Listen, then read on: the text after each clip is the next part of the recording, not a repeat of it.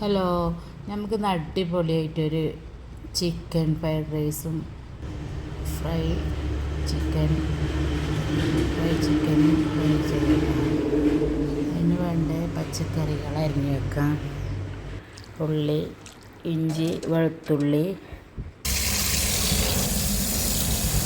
Capsicum,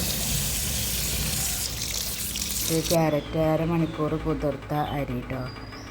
പാത്രം ചൂടായി വരുമ്പോൾ സൺഫ്ലവർ ഒഴിച്ച് കൊടുക്കുക.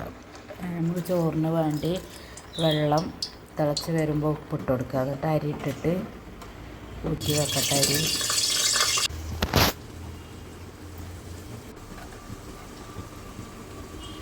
ചെറിയ കഷ്ണങ്ങളായ ചിക്കൻ കുരുമുളകും ഉപ്പും ഇട്ടിട്ട് കുഴച്ച് വെക്കാം.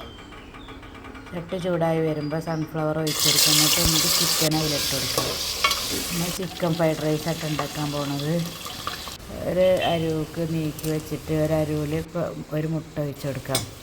പിന്നെ പട്ട, ഗ്രാമ്പു, ഏലക്കായ് വട്ടുകൊടുക്കാം.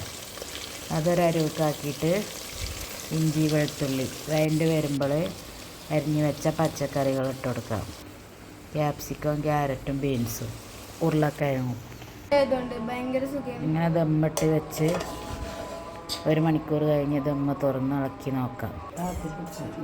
നല്ല ഉസാറായിട്ടുണ്ട് ഫ്രൈഡ് റൈസ് കേട്ടോ. പിന്നെ നമുക്ക് അതിലേക്ക് ചില്ലി ചിക്കനാണ് ഉണ്ടാക്കാൻ പോണത്.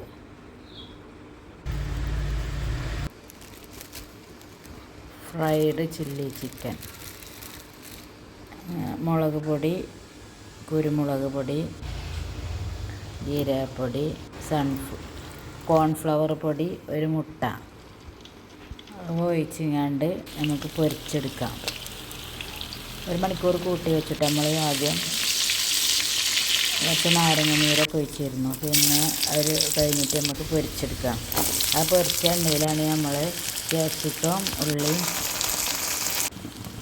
വാട്ടിയെടുക്കുന്നത് കേട്ടോ.